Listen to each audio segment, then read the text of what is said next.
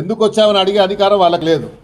పోయినప్పుడు నేనేమన్నా చేసి నేను ప్రోత్సహించి నేను వాళ్ళని ప్రొవోకేట్ చేస్తే తప్పకుండా నా మీద నేను వార్నింగ్ ఇచ్చి వచ్చాను బస్తీ వాళ్ళకి.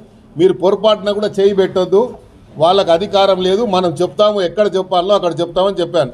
రైట్ ఫోరంలో చెప్తానని చెప్పాను. ఆపిచ్చి నేనే వచ్చాను. ఇన్స్పెక్టర్ అక్కడ విట్నెస్ రికార్డు కూడా చేశారు వాళ్ళు కూడా. అవన్నీ తెలుసుకోకుండా సోమోటో కింద కేసు పెట్టారు.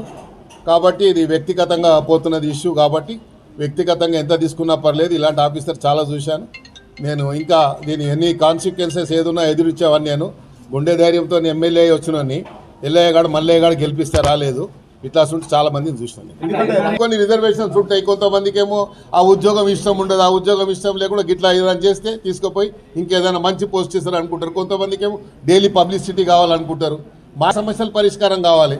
మాకేం మేము పబ్లిక్ లైఫ్లో ఇన్నేళ్ళ నుంచి ఉన్నాము, ఇన్నేళ్ళ నుంచి ప్రజల మధ్యలో ఉన్నాము, ప్రజా సమస్యలు తెలిసిన వాళ్ళము, ప్రజలు ఎట్లా ఎదుర్కోవాలి, కష్టాలు ఎదుర్కోవాలి తెలిసిన వాళ్ళము. తెలుగుదేశం పార్టీ 19 సంవత్సరాలు అధికారంలో ఉంటే 19 సంవత్సరాలు ఆపోజిషన్ ఎమ్మెల్యేగా పోరాడి చెలో అసెంబ్లీ కార్యక్రమంలో నెత్తులు వలిగి బుల్లెట్లు మా పక్క పైన పోయినా భయపడలేదు. కేసులు అప్పుడు 190 కేసులు పెట్టారు. మేము భయపడ్డామా? ఇప్పుడు మేము భయపడతామా? ఇవన్నీ భయపడేటోళ్ళం కాదు. ఇది అనవసరంగా దీనికి రాజకీయానికి తెరలేపుతున్నారు కాబట్టి. ఎందుకంటే మళ్ళా అనవసరంగా వేరే ఇప్పుడు గుడిసెలు తీసేస్తే వేరే పార్టీలు ఊకుంటారా? ఇప్పుడు మేము జిహెచ్ఎంసీ ఎలక్షన్ పోతున్నాము. ఎలక్షన్ల ముందు ఇలాంటి పనులు చేస్తే ప్రజల దగ్గరికి ఏం ముఖం పెట్టుకొని పోతాం మేము? ఎలక్షన్లో మాకు ఓటేయమని చెప్పి గుడిసెలలో నువ్వు ఏలు పెట్టొద్దు. నువ్వు నాలా మీద ఉంటే తీసేయి. ముఖ్యమంత్రి గారు నీకు అధికారం ఇచ్చాడు. ఎవరైనా ప్రభుత్వ స్థలం మీద కబ్జా ఉంటే నీకు కంప్లైంట్ వస్తే తీసేయి, నీకు అధికారం ఇచ్చాడు. లేదా ఇట్లా పార్కులలో కబ్జా చేస్తే తీసేయి, నీకు అధికారం ఇచ్చారు. కానీ గుడిసెలు ఉండొద్దు, ఈడ అంటరానోళ్ళు ఉండొద్దు, ఈడ ఎస్టీలు ఉండొద్దు, ఎస్సీలు ఉండదు, మాలలు ఉండొద్దు, మాదిగలు ఉండొద్దు అని చెప్పడానికి మీరెవరు?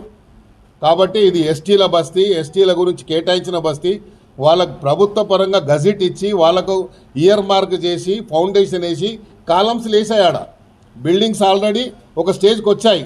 వచ్చిన తర్వాత బడ్జెట్ లేక అది ఆగింది. బడ్జెట్ లేక ఆగింది కాబట్టి బడ్జెట్ వస్తుంది. రేపు ముఖ్యమంత్రి గారు వచ్చిన తర్వాత బడ్జెట్ ఇచ్చి వాళ్ళకి దారి లేకుండా చేస్తున్నాం. మా ఆవేదన ఏంది, వాళ్ళకి దారి లేకుండా చేస్తున్నాం. పార్కు ఒకటి తీసుకోవాలి వద్దంటలేండి. నేనే కట్టిస్తా అని చెప్పిన, నా బడ్జెట్ ఇస్తా అని చెప్పాను. ప్రైవేట్ వాళ్ళతో ఎందుకు కట్టిస్తున్నారు? ప్రైవేట్ వాళ్ళు వాళ్ళ సొంత ఆస్తి లేక కూర్చొని కట్టిస్తున్నారు. వాళ్ళని ఎవరు ప్రోత్సహిస్తున్నారు? డిపార్ట్మెంట్తో చేయించండి. డిపార్ట్మెంట్తో చేయిస్తే నేను కూడా కూర్చుంటాడు పోయి. ప్రైవేట్ వాడు ఎట్లా కూర్చొని కట్టిస్తాడు? వానికి ఏం అధికారం? అదే ల్యాండ్లో ఒక 2 వ్యక్తులు దాని వెనుకనే ల్యాండ్లో బాజాప్తా కంపౌండ్ వాళ్ళు వేసుకుని. మరిన్ని ట్రెండింగ్ వీడియోల కోసం న్యూస్ 18 తెలుగు యూట్యూబ్ ఛానల్ను సబ్స్క్రైబ్ చేసుకోండి.